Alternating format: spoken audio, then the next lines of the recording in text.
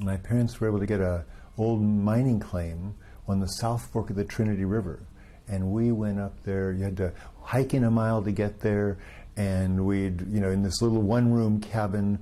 I mean, that's where I felt most comfortable. I didn't feel very comfortable in the city, but I just loved being out there, right?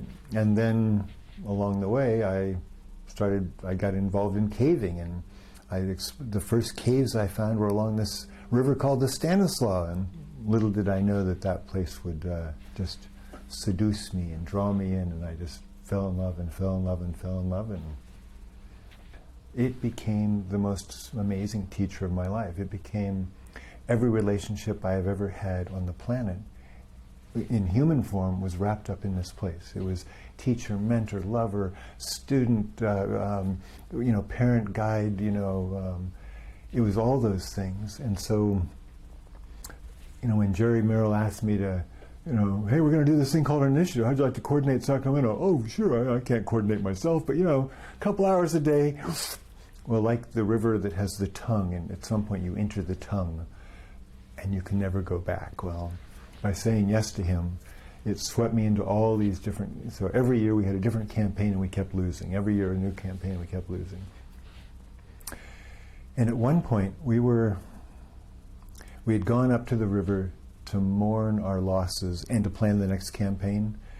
And we did the mourning. We didn't figure out what was next. But the next morning I got up and I hiked up Wool Hollow Creek. And out of this limestone creek, the water was dripping crystal clear and the grapevines were reaching out.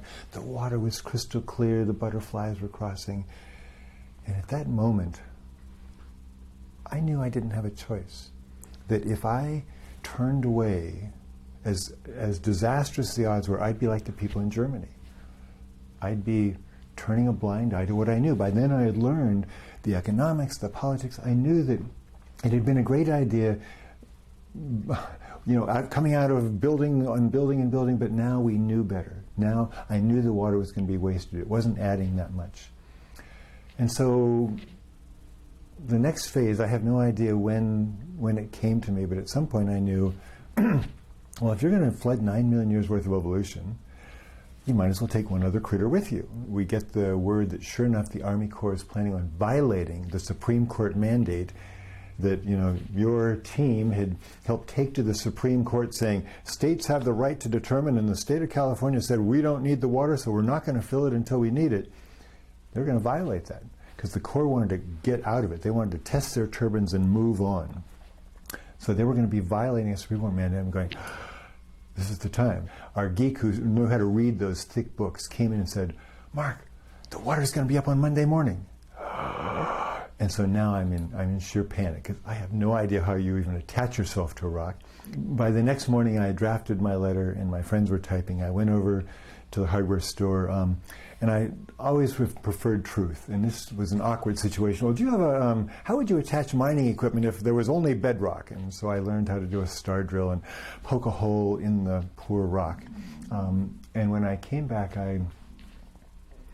I took my letter and I ended up dropping it to the Army Corps, but as I dropped the one at Jerry Brown's office, right outside his window, Peter Bear had helped plant the tree that 20 people had hiked down, and this toyon was now the only living thing in the lower Stanislaus. Everything else was under the reservoir.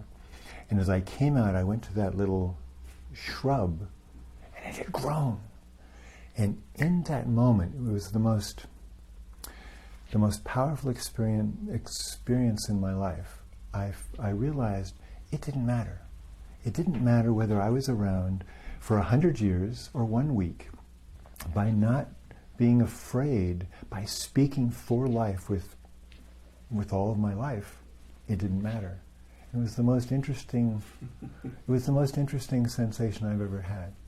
And so with that, I was now, instead of the panic of what to do, the rest became details. So the next morning, apparently, I was on the front page of the New York Times and the San Jose Mercury, and the word got out. We kept trying, as you know, we did another statewide initiative. We tried a number of things, and ultimately, while we were in the midst of an initiative that would have not only protected the Stanislaus, it would have done groundwater, in-stream rights, and water conservation. But ultimately, the year we were doing the initiative, there was an unusual flood, and that which would have taken 8 years, filled the reservoir in 1 year, and just took all of our hearts away and sank us a bit. So I'll say that, I went up and I knew I had to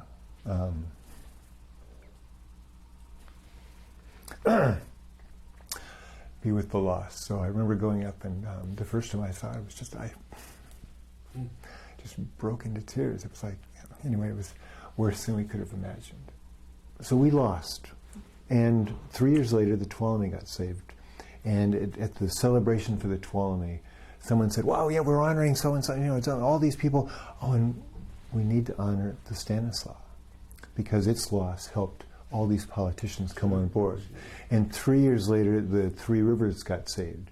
And this time, instead of when I was there, yeah, we'll help you conserve a river, we'll dam it up. This time, politicos, congressmen were trying to get more miles of river protected for the King's Kern and Merced. So it's like, I knew that we had come this vast distance. We had been a part of shifting the consciousness and connectedness of what's going on with rivers.